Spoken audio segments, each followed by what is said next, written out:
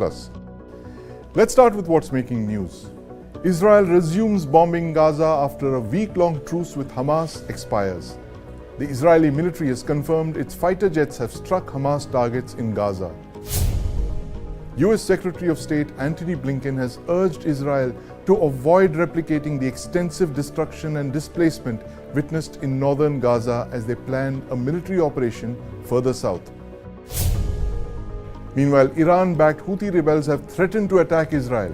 In a statement, the Yemen-based group said it will resume missile attacks on Israeli cities and ships in the Gulf of Aden and the Red Sea if the war starts again. A New York Times report says Israel had Hamas's attack plan a year before the October 7th assault, but ignored it. The intel document even outlined details of the invasion, mirroring the subsequent events that resulted in around 1,200 casualties. Meanwhile, Prime Minister Narendra Modi is in Dubai for the World Climate Action Summit being held there during the UN's Conference of the Parties, or COP28. Nearly 200 nations have reached an agreement to establish a fund to assist countries grappling with the effects of global warming. The Loss and Damage Fund, long advocated for by climate-vulnerable nations, marked an early victory at COP28.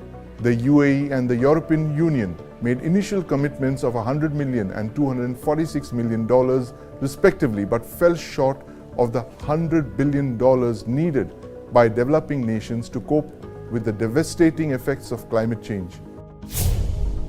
Closer home, days before the Assembly election 2023 results, exit polls for 5 states predicted a mixed bag for the Congress and the BJP. The results will be crucial as they're being perceived as a semi-final before the 2024 general elections. Exit poll predictions, however, are not exact polls, something we will discuss later in the show. 55 years ago, an American pollster named Warren Mitofsky began organizing the polling of voters who had just cast their ballots. These came to be known as exit polls. The first exit poll was used in Kentucky in 1967, and the first nationwide exit poll was held in 1972. That's over half a century ago. And now in India, exit polls are the norm. But clearly, they aren't an exact science. And joining me to discuss this today are my colleagues Brijesh Pandey and Gulam Jeelani. We're also joined by author and political analyst Neerja Chowdhury. Neerja, big fan of your book, How Prime Ministers Decide. Tell us how exit polls have been deciding and keeping us on tenterhooks since yesterday. I know. 2 elections have had, contests that have been so close. Right. Actually, none of us can say about any of the states what is going to really happen. Normally, after exit polls, you are able to say, roughly which way the wind is blowing. But this is too close a contest, it seems. And that is very interesting politically. Brijesh, what gives? I mean, why are the elections such a mixed bag? Is it something to do with the methodology of the exit polls, or is it that truly these elections are too close to call?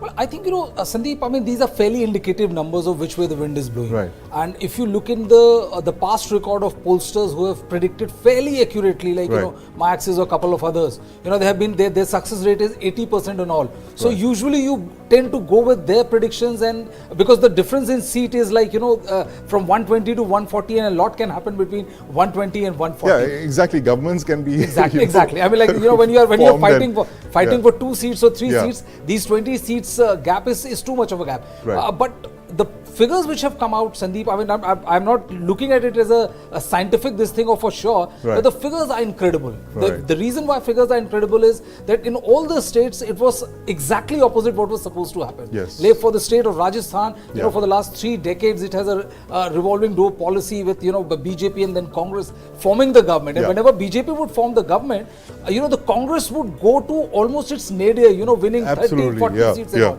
But this time, even if you go to the pollster which are giving them worse seats, that worse seat is above 75. Right. So it is very, very interesting to see how Rajasthan has voted. Now, Madhya Pradesh was another where, after a very long time, I would say, this kind of experiment took place where you send your sitting cabinet ministers and member of parliaments and put them there in Madhya Pradesh to work victory for you. Right. Now, if you go by two pollsters, which have predicted outrageous figure, if I may say so.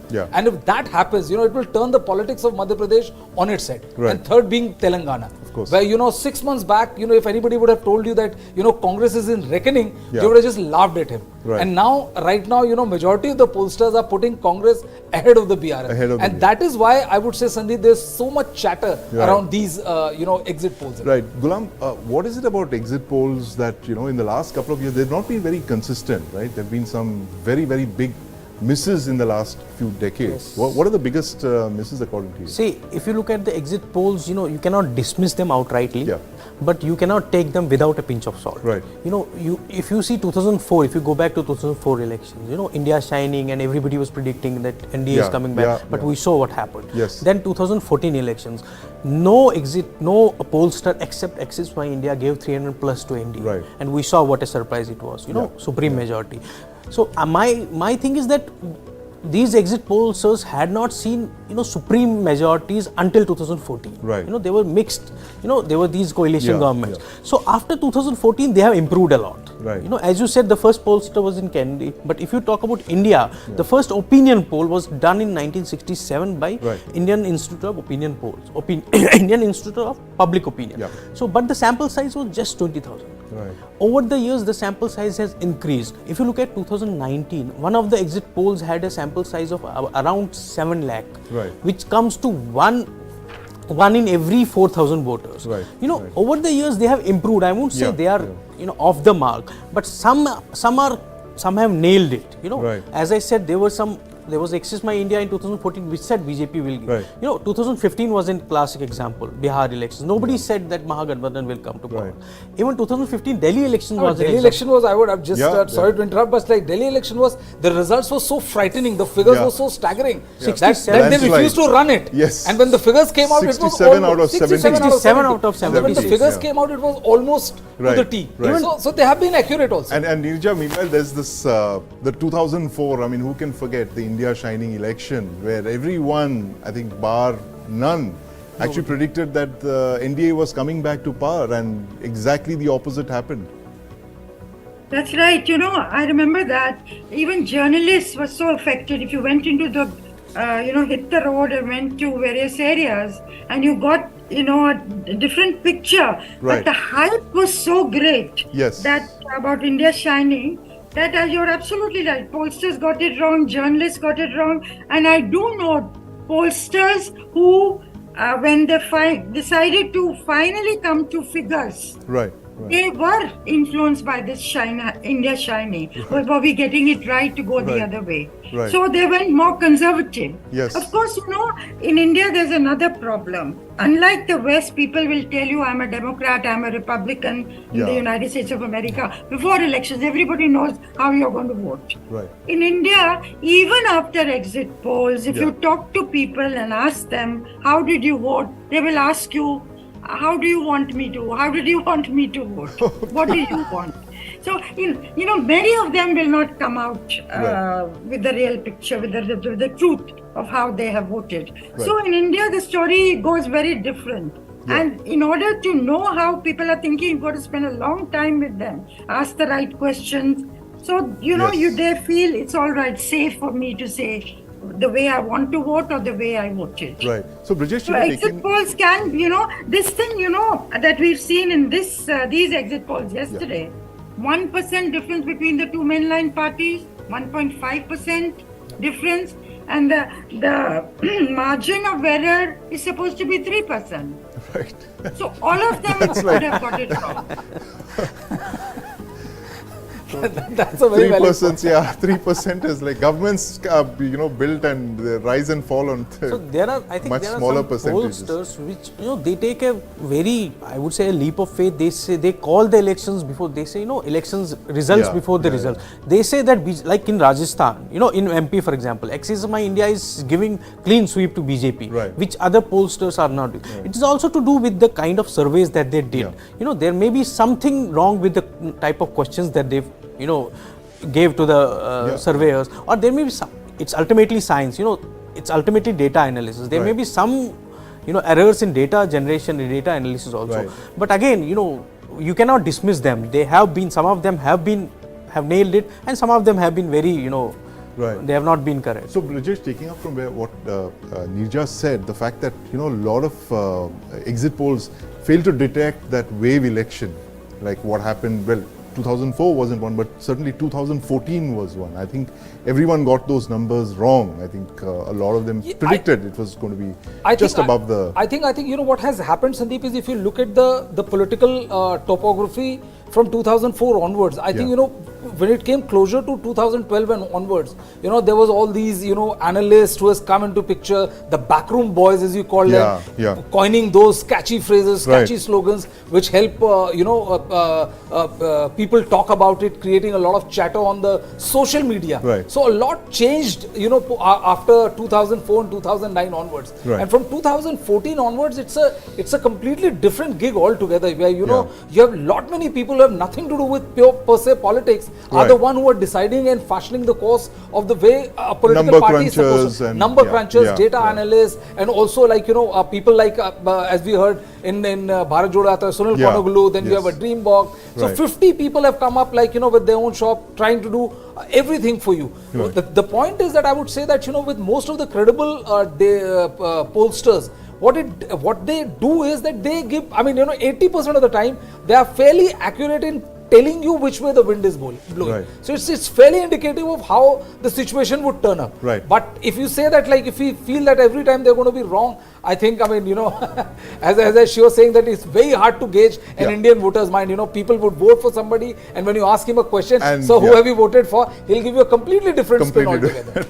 But Neerja, the fact is that exit polls are here to stay. I don't think anyone's dismissing them off, right? And do you see them actually a lot more investments being made in exit polls now with the kind of technology, the tools that are available now? Maybe who knows, AI tools as well probably be deployed in the next couple of months. And with national elections now coming with very high stakes for the political parties, there's bound to be, even the number of exit polls held yesterday. I think it will be interesting to see what happened last time, but my guess is that their number is larger. Many more people are going in for it because there is so much curiosity. People now want to know immediately which way the election is going. And if you notice, the politicians are very smart. Even from the exit polls yesterday, they would have got a good sense that how things are going, and their body language, that tells you a lot. I think even at the time, I remember Indira Gandhi in 1977 and saying this, that after she'd filed her nomination papers to declare the election, filed her nomination papers, when she came out of the room, she said, I got a sense that I might lose that election. Because people, the way they respond, those who gathered outside, the way they responded to her, their body language was enough indication. And those of us who've covered elections, year after year for decades, also sometimes, you realize it's a dead audience or a live audience. That's right. Dead audience, people who've been brought there or have just come and sit down on these chairs because it's expected of them, or they've been paid money for it, or those who are really enthused, and you sense this undercurrent of change that they may want. That's a politician's instinct. That doesn't mean you will be able to predict the numbers, but you may be able to say which way the wind is blowing.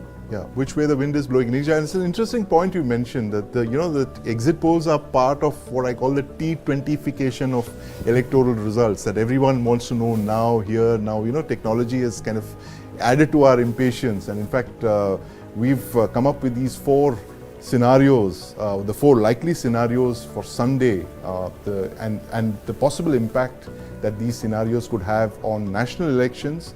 Of course, we'll have to wait until Sunday to see which of these 4 it will be, but let's take a look.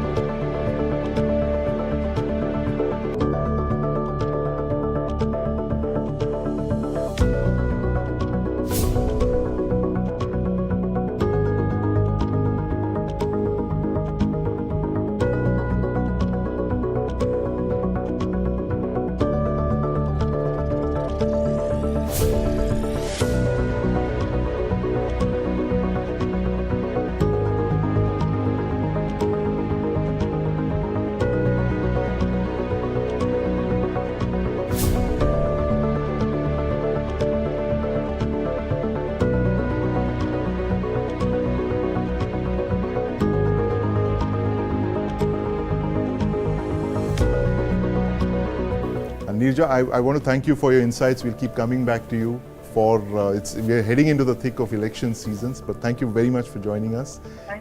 My colleagues Brijesh, Gulam, thank you. Speaking of elections, Argentina just saw the world's first elections where both sides used AI-generated deepfakes. Now, India's elections are less than 5 months away. And we have this story warning of how deepfakes could be the new tool for political slugfests. Let's watch. 5, 4, 3, 2. It is none other than, ladies and gentlemen, Shri Narendra Modi.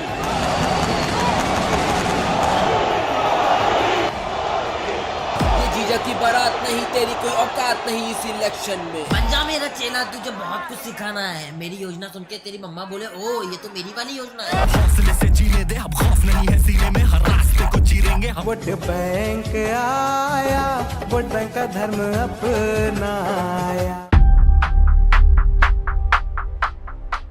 बधाई हो आप सभी को, क्योंकि अभी अभी नागरिकता संशोधन बिल। जय Shri Ram, greetings to all. Friends, I'm here just to ask about the work accounted for.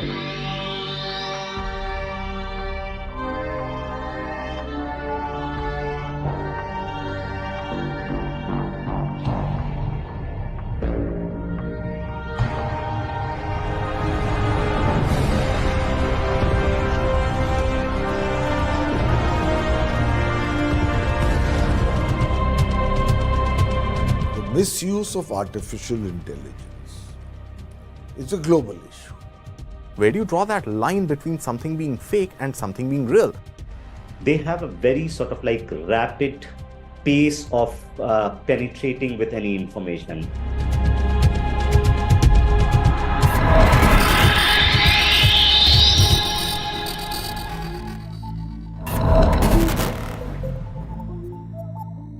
Emerging technologies and the internet have added a new twist to elections across the world. What happens when artificial intelligence comes into the picture? Can the AI-generated deepfakes of politicians distort reality in the 2024 Lok Sabha polls?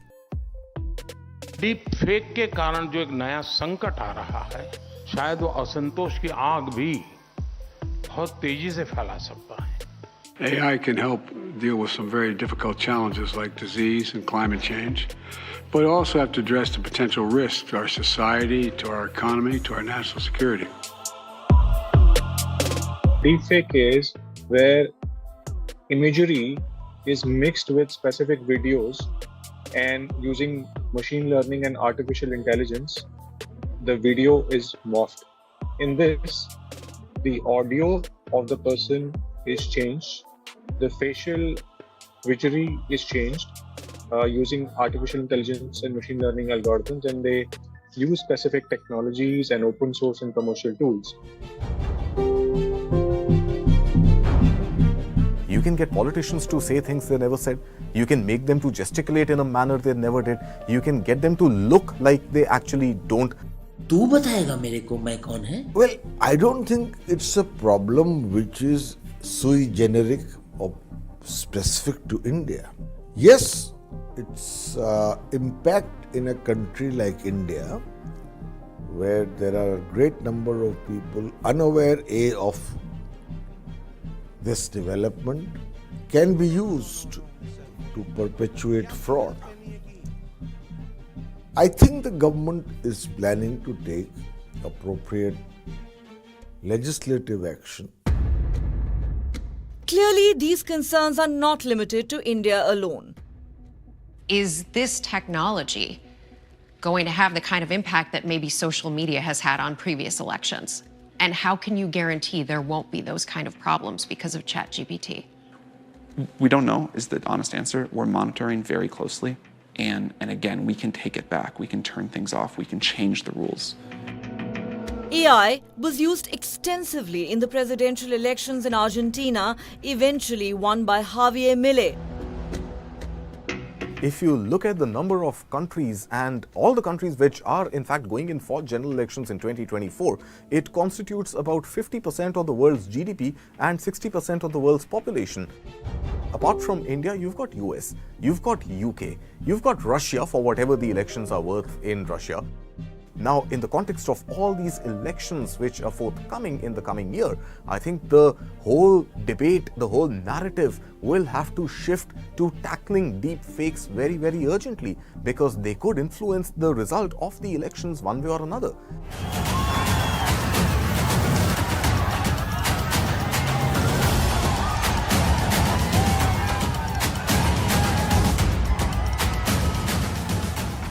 In the past, at least for 3 decades, if we can go back, each election had a new technological innovation playing a role in campaigning, right? Right from the late 90s election, when we saw a call on your sort of like landline phones from the prime ministerial candidate, then SMSs, then WhatsApp and Facebook, holograms. So we have seen these technologies in the past. I think there's much more excitement and also nervousness related to AI, because we don't know a lot about how AI is going to play a role in election campaigning. So what is the government really trying to do? At one level, Mr. Modi himself at the G20 bloc meeting has asked for some sort of a global framework, global regulations around artificial intelligence. As a country, India itself has thus far been trying to draw that fine balance between regulation and innovation. We will start drafting the regulations today itself, and within a very short time frame, we will have a new set of regulation for deepfake. For dealing with artificial intelligence, we need a specific law. We have seen European Union come out with an AI-based law, and they are taking a lead. So similarly in India, for dealing with deepfakes, fake news, misinformation, we need a specific law. That has to take into consideration the larger impact that AI can put forward. And I think what is also going to happen, that you will see this kind of misinformation generation from all sides. So it's not that only one party will benefit or lose something of this. I'm sure the Election Commission also must be seized with it. So first of all, there are deep fakes in artificial intelligence. Equally, we have to deal with the deep fakes in politics. With the proliferation of cheap internet, India remains among the most vulnerable countries during elections. When seeing is no longer believing, can deepfakes alter the 2024 Lok Sabha elections? Israel's war on Hamas has been on for nearly 2 months now. The war began with the horrific attacks by Hamas on Israeli civilians and soldiers on the 7th of October. Now, we've all known of Israel's intelligence failure, the utter failure to locate the planners, the mobilization for these attacks, and indeed the attacks itself when they broke out of Gaza on the 7th of October. But the New York Times today has a damning story out which says that Israel in fact had the entire attack plan a year ago. The plan was Operation Jericho Wall, And the contours of this revelation are stunning. It's the equivalent of the US being given a plan of the Pearl Harbor attack by Japan in 1942, or of India being told that the Pakistan army was going to occupy the Kargil Heights. And joining me to talk about this sensational disclosure of the New York Times is Brigadier Kuldeep Singh, a former member of the National Security Council Secretariat and a veteran intelligence operative, and of course my colleague Justin Thomas, who's been reporting on the Israel-Hamas war. Brigadier Singh, welcome to the News9 Plus Show. Privilege to be on your show. Brigadier Singh, first off, what do you make of this revelation? I mean, it's like the entire plan, like Israel had the entire Hamas attack plan, the battle plan, and yet they did nothing about it over a year ago. I think the story in the New York Times could perhaps be seen from two contrasting perspectives. You know, the first perspective is that the story is absolutely true and they had the plans, and like you said, it is almost as if the US would have got the entire Pearl Harbor plan or even the 9/11 plan when in advance. Now, if this perspective, meaning that the story is true, it's correct, then it's a terrible, terrible repeat of the strategic failure of 1973. Right. And therefore, I shouldn't be saying it, but a sterling, but a very debilitating example of institutional arrogance and hubris overriding intelligence inputs, leading to a massive failure of the assessment or the correct assessment of the available intelligence information. Now, it would also be a damning indictment of the Israeli intelligence communities and its adjuncts' inability to learn any lesson from the past, right, especially because in the 1973 Yom Kippur War, Israel won the war solely because of the immense support provided by the USA. Right. Now, the second perspective, I had said two perspectives. So with your permission, I'll outline the second perspective also. The second contrasting perspective is that the report is now being leaked to the NYT is perhaps a fabrication. Right. And is aimed at redeeming the very badly damaged reputation of the Israeli intelligence community or IC, the intelligence community, the IC as we call it.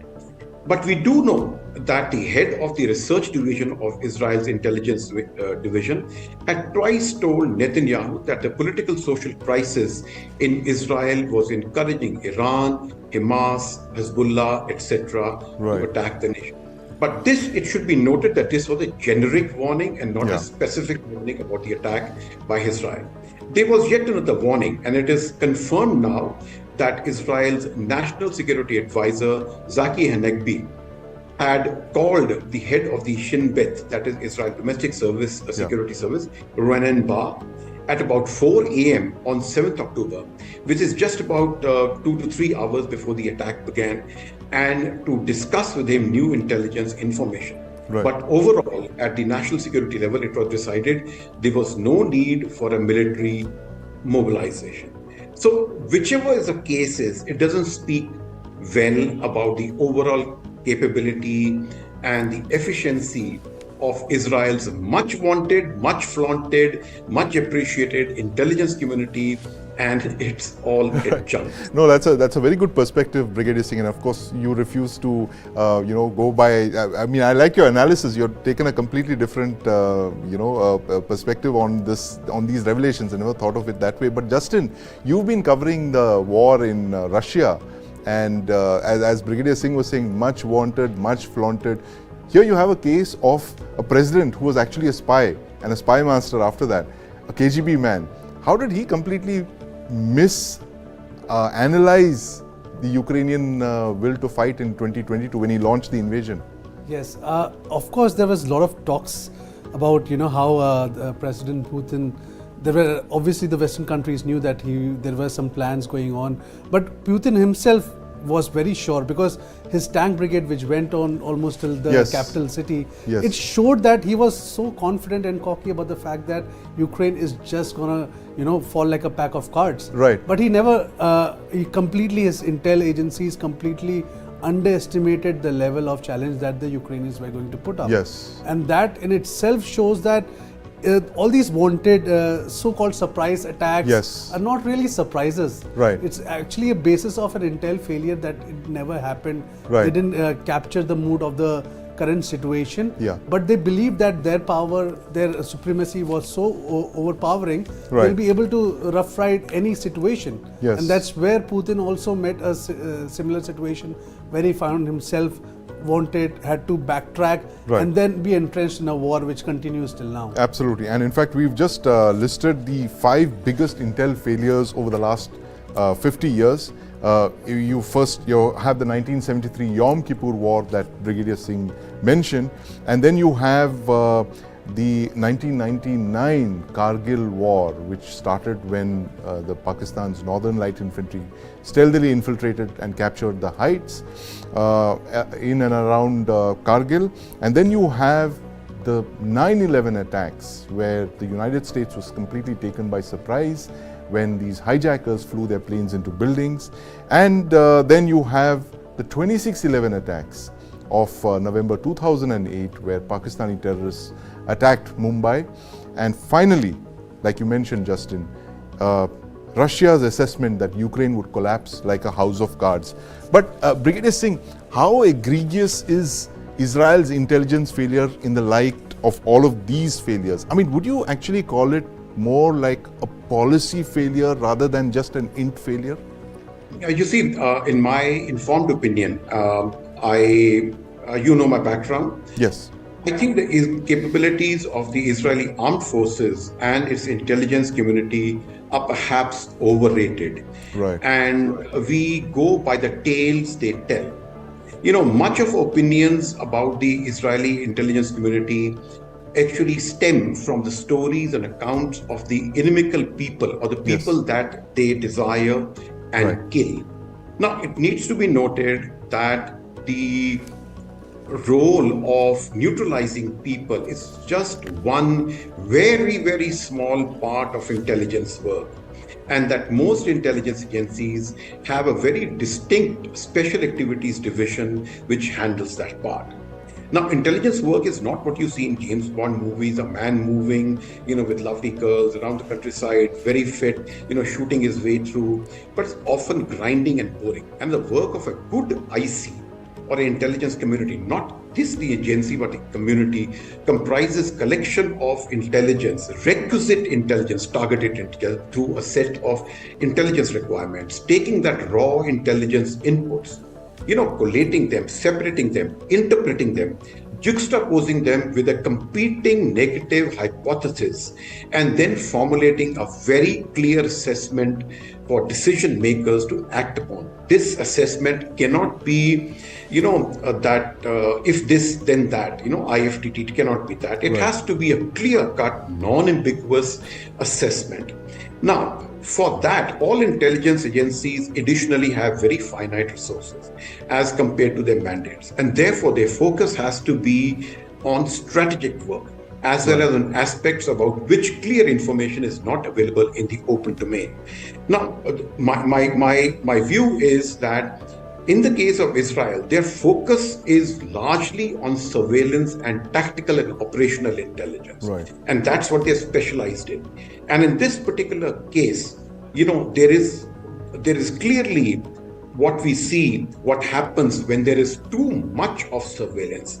The amount of information that you get grounds you in that information overload, and you fail to see that critical bit of intelligence which is going to be, that head of the giraffe which completes the puzzle. Right. That's a very interesting analogy. The head of the giraffe that completes the puzzle. And in this case, the head of the giraffe happened to be the fact that the Israelis underestimated Hamas and its ability to pull off that attack. Yes, because the report says very clearly, it states out that, it's an audacious plan. Yeah. But Hamas doesn't have legs we to don't carry believe this out. that's right, the legs of the giraffe. The Hamas Exactly. doesn't have the legs to carry it off. But thank you very much, Brigadier Singh. It's always a pleasure to talk to you and learn from your insights.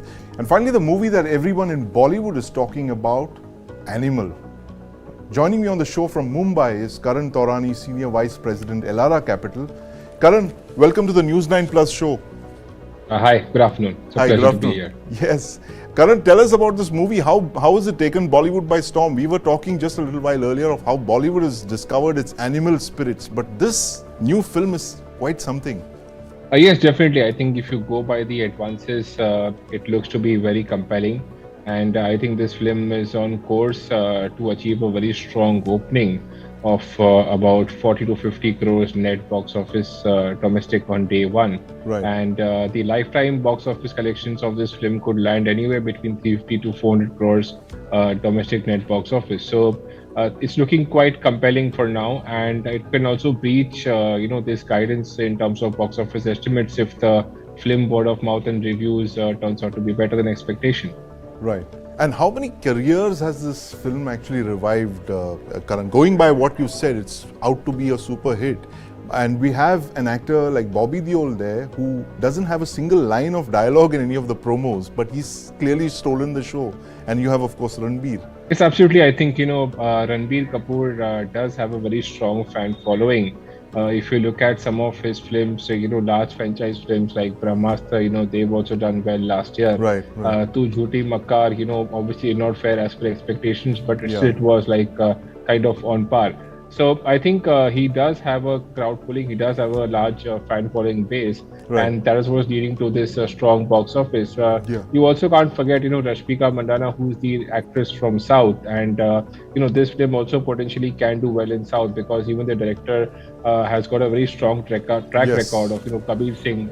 So I think all in all, it looks to be like a very big film in terms of release, and the collections also are expected to be very strong. Very strong. Justin? Yeah, I mean, that's the thing, but the kind of promo that came out, when I watched it first, I couldn't believe that it's actually a Bollywood movie that's running, that is I'm going to see soon. But then I watched it again, and the kind of action sequences that they have created, the glamour, the visual glamour of the film. I mean, visual glamour that you just caught up in that very moment, and just it's something that you wanted to look in forward fact, that's a great Karan, is this a Bollywood film or is it actually a Telugu film with some Hindi actors in it? And it's of course in the Hindi language. Yeah, I think, after what we've seen in the post-COVID era, we've seen films like Pushpa, KGF, RRR, Kantara. Right. These have been sleeper hits, right? So I think nowadays it's not about Hindi, regional or Tamil or Telugu. I mean, most of these films are pan-India films. And I believe that, because the actress is South and because the director is also from South, this film could also deliver a very strong box office number down South. And generally, if you look at the films, Hindi films have been a laggard as far as performance in dubbed regional version is concerned. This could kind of look at changing that trend as well. Right. So in fact, Justin, we were talking about this a little while earlier about the fact that this could actually be the last couple of months, as you said, Karan, is that you're looking at the birth of a new wave of boundaryless Indian cinema. Indiawood, pan-Indian cinema, It's and possibly this is the beginning of that wave that we are catching. But thank you very much for your insights, Karan. And Justin, we'll discuss that film after we watch it over the weekend. And we'll leave you with the story on crime in politics, for which my colleague Gulam Jeelani went through UP and Bihar to track this, some of the key talking heads in this story on crime and politics. It's a problem in Indian politics, and it's in the news now because of a very interesting court case. Do watch.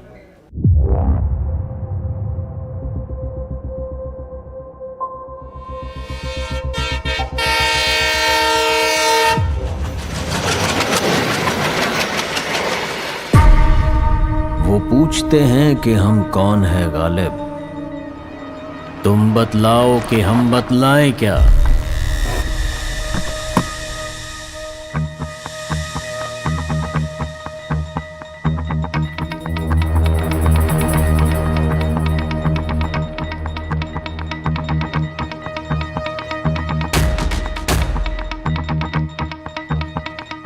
या तो इनकी मोहब्बत है या तो इनका ये दबदबा जो है हर बिरादरी में, चाहे हिंदू हो चाहे मुसलमान हो. If I follow the law, then I will not be alive tomorrow. So I told him, you do what you think is best. I will not insist.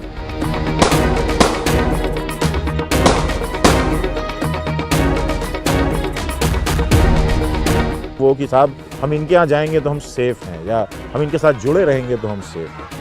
इस सोच ने इस बाहुबली विचारधारा को जो है जन्म दिया है. क्रिमिनलाइजेशन का नाम गरीबों का मसीहा नहीं दे सकते, ये कहीं से भी सही नहीं है.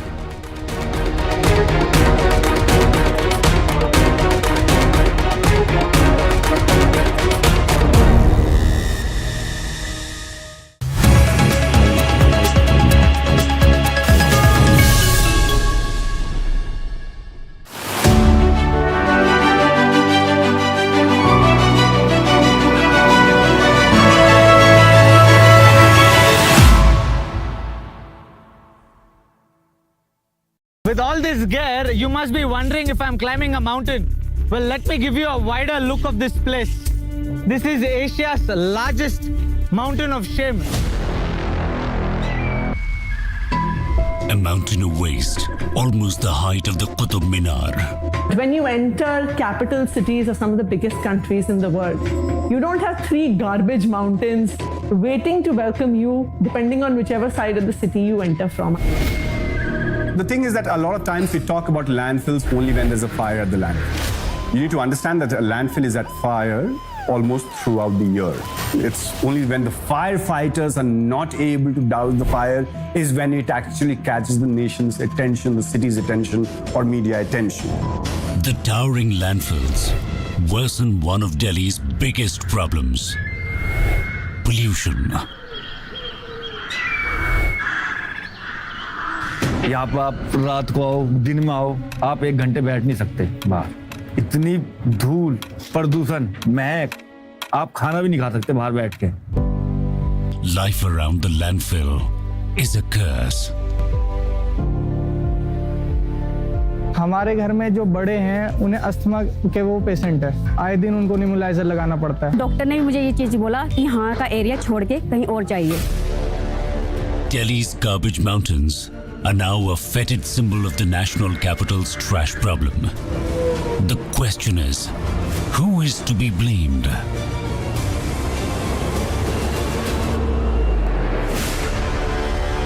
Watch Delhi's Garbage Mountains. Streaming on News9 Plus for the Genflix.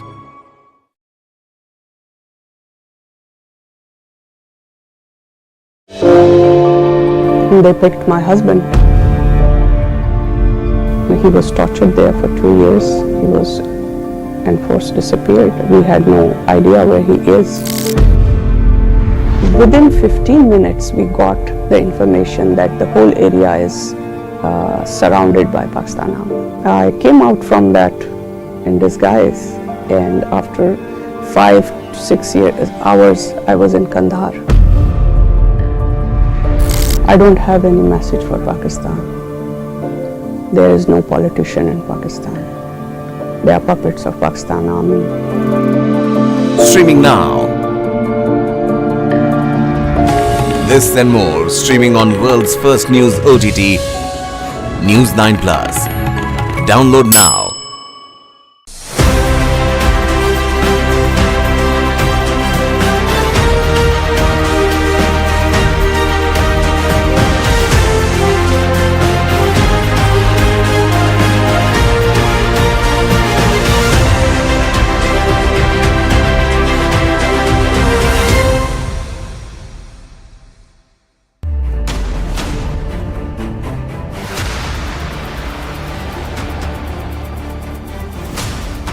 BrahMos. Stealthy, lethal, precise. It flies at 3 times the speed of sound and cuts through a warship like a hot knife through butter. China's navy has threatened its neighbors, and they are turning to the BrahMos for protection. The warship killer. This and more streaming on world's first news OTT, News9 Plus. Download now.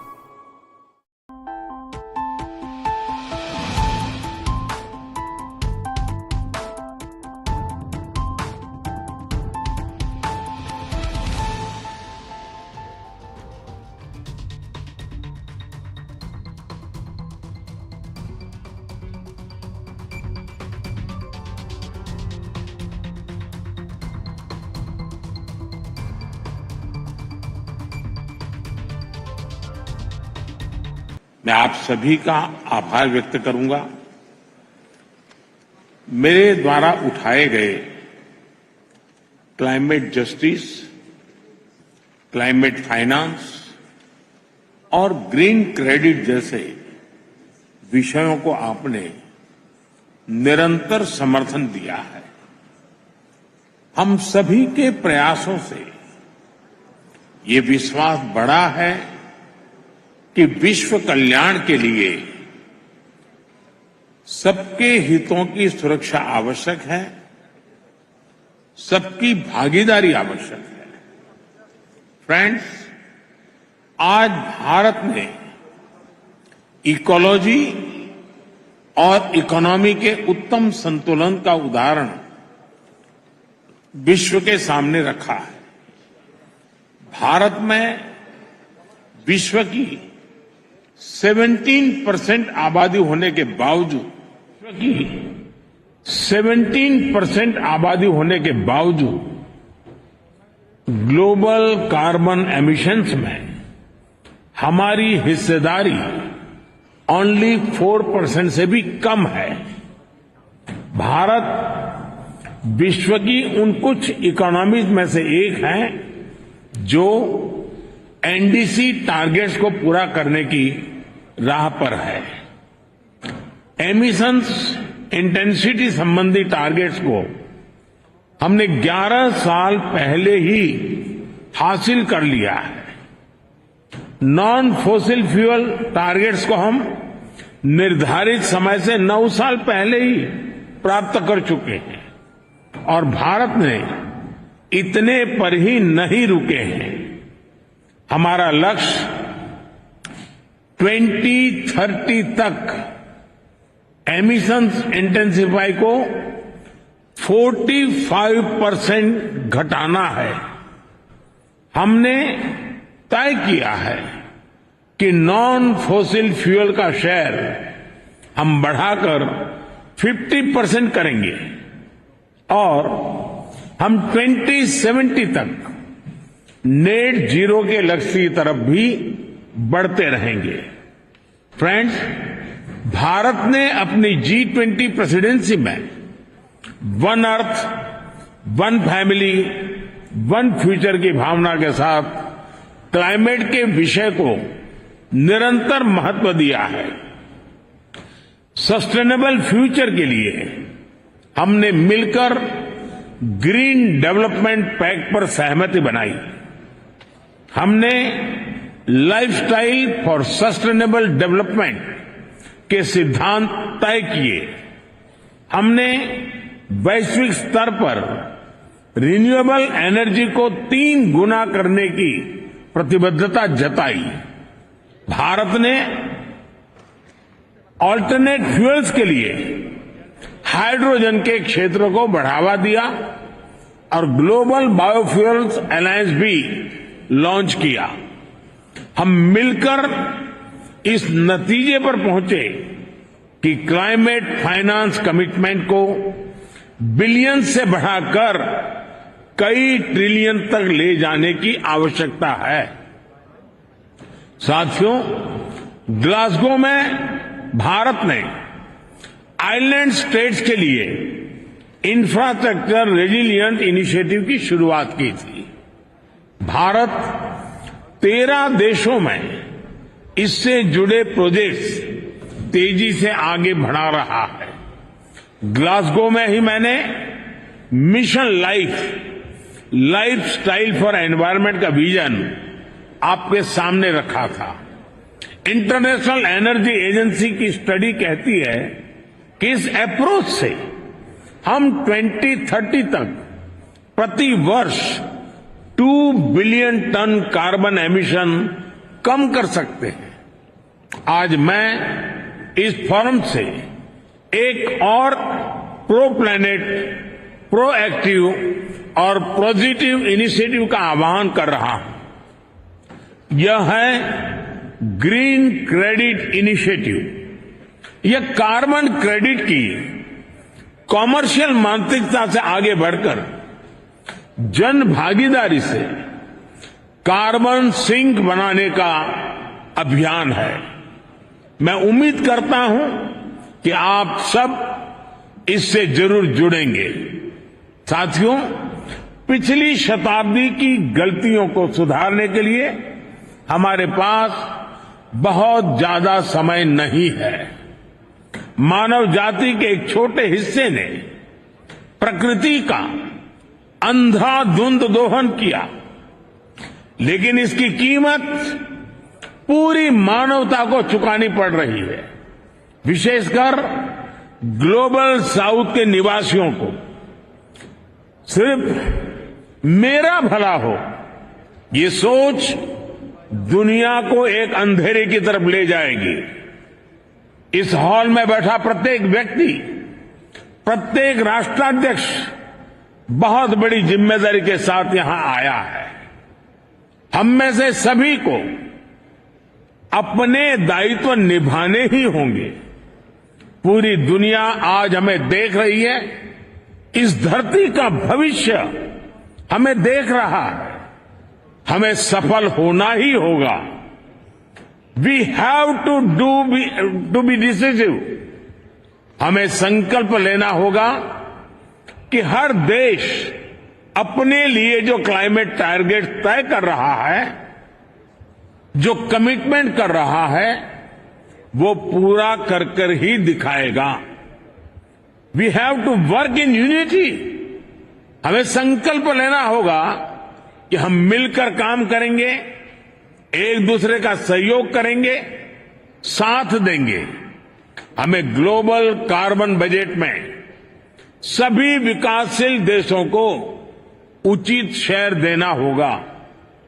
We have to be more balance. हमें ये संकल्प लेना होगा कि adoption, mitigation